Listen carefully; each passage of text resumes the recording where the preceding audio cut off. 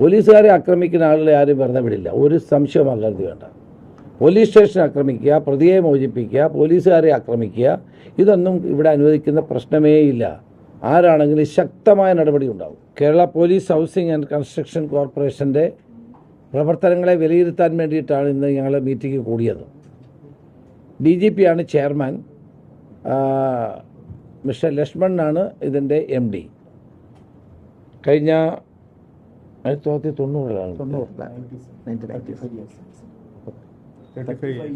35 വർഷമായി ഈ കോർപ്പറേഷൻ വിജയകരമായി പ്രവർത്തിക്കുകയാണ്.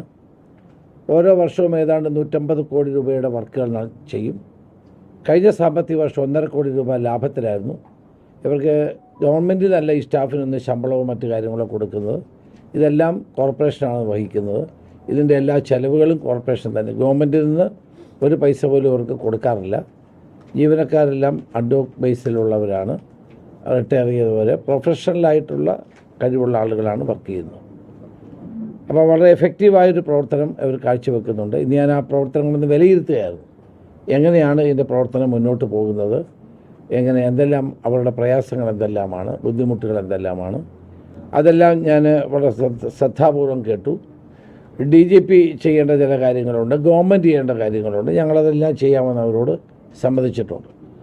ഏറ്റവും നൂതനമായ ഒരു പദ്ധതി ഇപ്പോൾ ഇവർ തയ്യാറാക്കാൻ പോകുന്നത്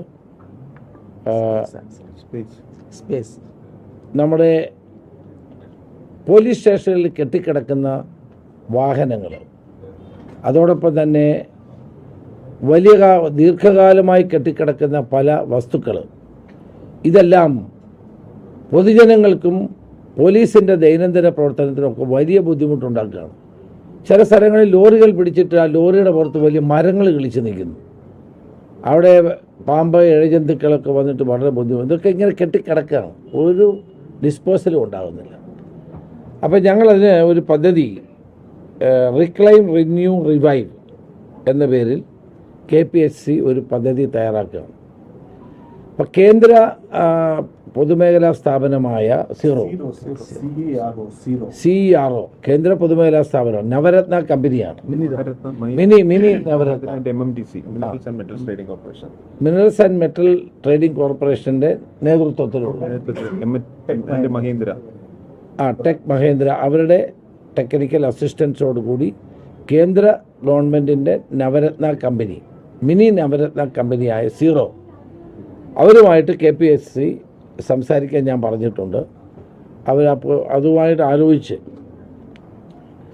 ഈ വേസ്റ്റ് എന്ന് പറയാൻ പറ്റില്ല അല്ലേ, എന്താണ് സ്ക്രാപ്പ്,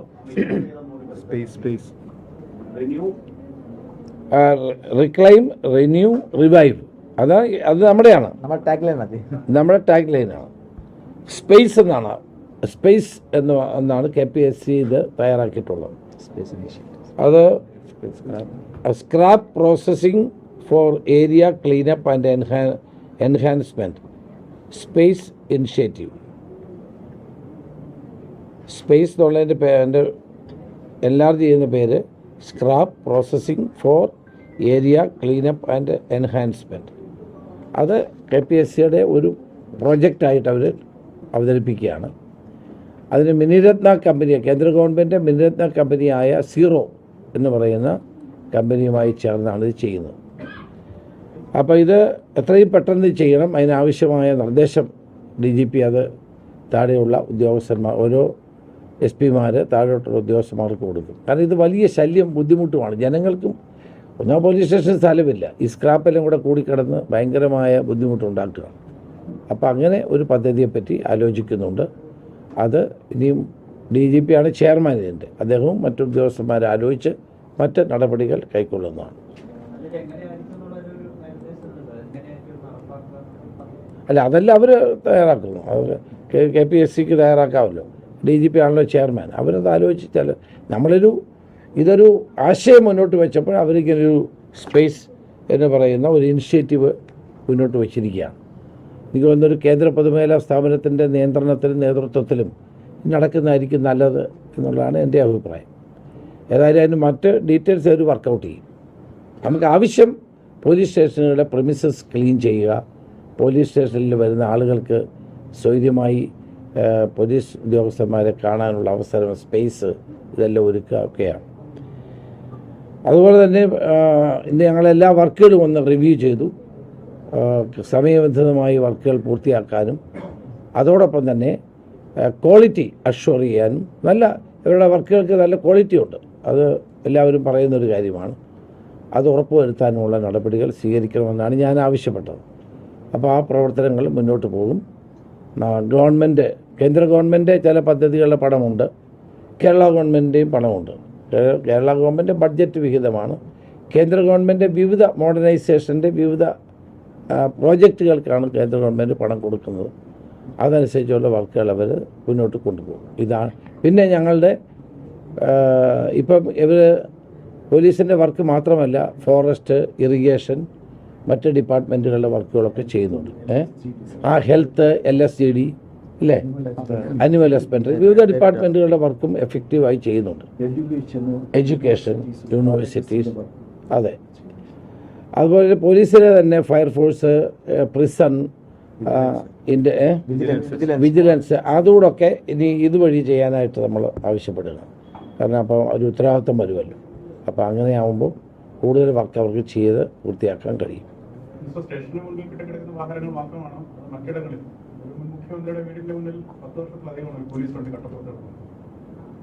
അതല്ല, എവിടെ പോലീസിൻ്റെ വണ്ടി സ്ക്രാപ്പായിട്ടുണ്ടോ അതൊക്കെ അവർ വർക്കൗട്ട് ചെയ്ത് എങ്ങനെ വേണം.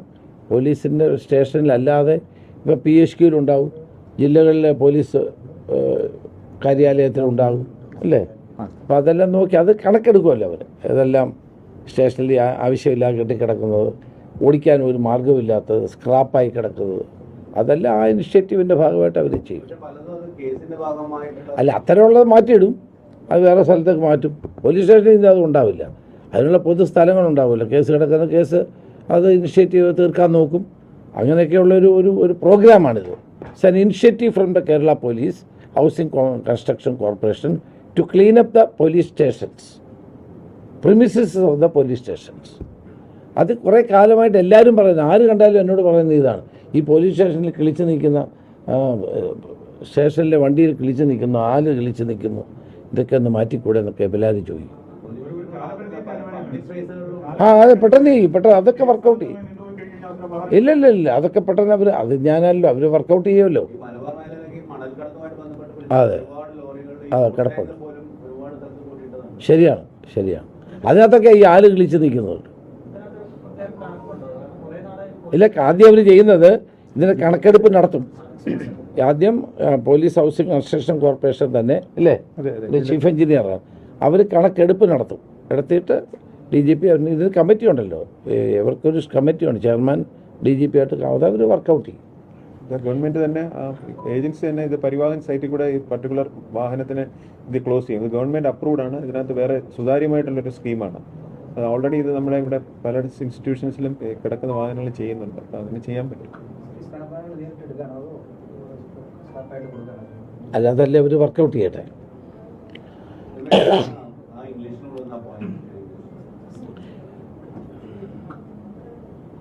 Kerala Police Housing Construction Corporation is a nodal agency, a corporation for the Kerala Police. This organization is functioning for the last 30 years and they have done an excellent work, and they will construct 2,000 crores. They had already done 2,000 crores worth rupees programs. They will construct a housing for the police, construct their quarters, then the police stations, and so many other works they are undertaking.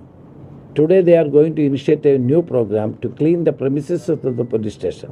Scraps are laying down for a long time, and there won't be any place even for the people to come there and give their representation to the concerned police officers.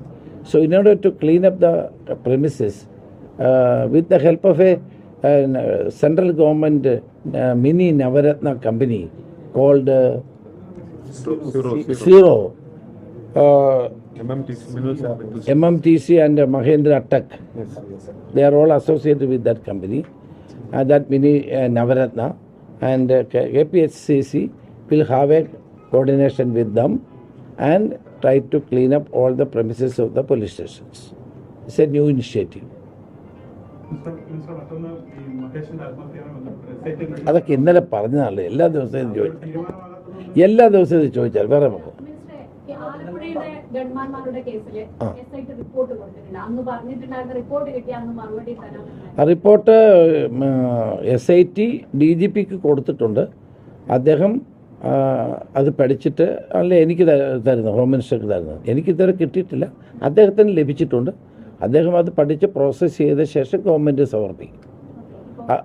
അതിന് ശേഷമാണല്ലോ മറ്റ് നടപടി ഉണ്ടാകുന്നത്.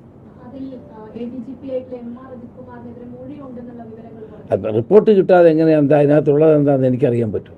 പുറത്തേക്ക് വന്ന വാർത്തകൾ അങ്ങനെയാണ്. അത്തരത്തിൽ എന്തെങ്കിലും ഉണ്ടെങ്കിൽ അല്ല, അത് ആദ്യം റിപ്പോർട്ട് കിട്ടട്ടെ. റിപ്പോർട്ട് കിട്ടാതെ നമ്മൾ പറയുന്നത് ശരിയല്ലല്ലോ. ഞാൻ പറയുന്നത് തെറ്റല്ലേ? കാരണം റിപ്പോർട്ട് കാണാതെ റിപ്പോർട്ടിലെ കാര്യം എന്നതാണെന്ന് എനിക്ക് പറയാൻ പറ്റുമോ? I should not do like that.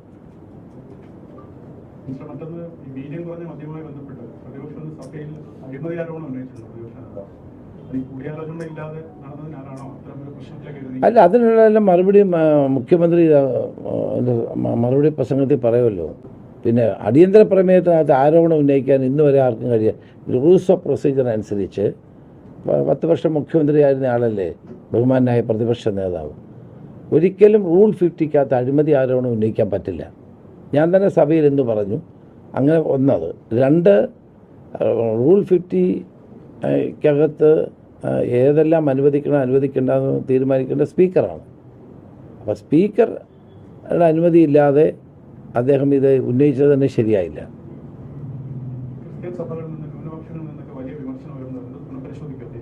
അല്ല, അതൊക്കെ മറുപടി വരട്ടെ. മറുപടി നാളെ മുഖ്യമന്ത്രി തന്നെ പറയുമല്ലോ. ഇന്നിപ്പോൾ ഒരു സമരം നടന്നതിൽ ഒരു പോലീസുകാരന്റെ കൈവിരൽ അറ്റുപോയൊരു സംഭവം KTU SFI മാർച്ച് നടന്നു. പോലീസുകാർക്ക് നേരെ ഉണ്ടാകുന്ന എവിടെയാണ് KTU SFIയുടെ ഒരു മാർച്ച് ഇപ്പം തുടക്കമല്ലേ, കൈയല്ലേ പോയിട്ടുള്ളൂ. ഇനി എന്തെല്ലാം പോകുമെന്ന് ആർക്കറിയാം. 10 വർഷം അധികാരത്തിലിരുന്ന ആളുകളാണെന്നുള്ള കാര്യം അവർ ഓർക്കണം. പോലീസുകാരെ ആക്രമിക്കുന്ന ആളുകളെ ആരും വെറുതെ വിടില്ല. ഒരു സംശയം ആകരുത് വേണ്ട. പോലീസ് സ്റ്റേഷൻ ആക്രമിക്കുക, പ്രതിയെ മോചിപ്പിക്കുക, പോലീസുകാരെ ആക്രമിക്കുക, ഇതൊന്നും ഇവിടെ അനുവദിക്കുന്ന പ്രശ്നമേ ഇല്ല.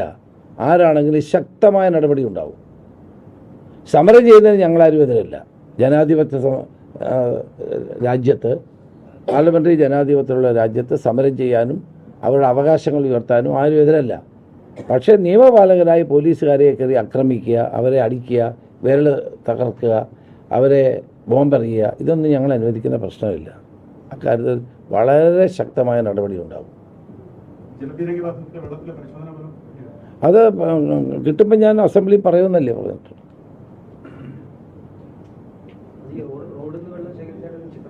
അതിപ്പോൾ പ്രചരിക്കുന്നുണ്ട്. റോഡിനകത്ത് നിന്ന് വെള്ളം ഒരു കുപ്പിക്കകത്ത് ആരും. പക്ഷേ അത് I don't care about that. Let the commissioner of police Trivandrum he told me that he has sent the water to the laboratory.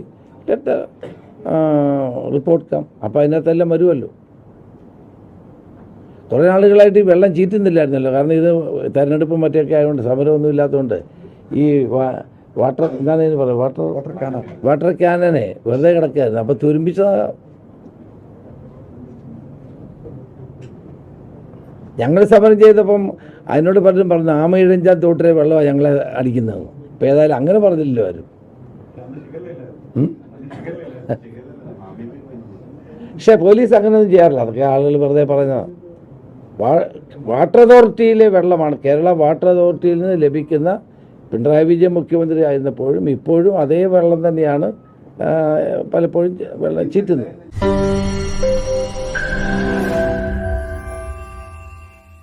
ലോകത്തെവിടെയായാലും ഏത് സമയത്തും 24 വാർത്തകളും ഓഗ്മെന്റഡ് റിയാലിറ്റി പാക്കേജുകളും എക്സ്പ്ലെയിനറുകളും വിശദമായി കാണാൻ ഞങ്ങളുടെ യൂട്യൂബ് ചാനൽ നിങ്ങൾക്ക് സബ്സ്ക്രൈബ് ചെയ്യാം.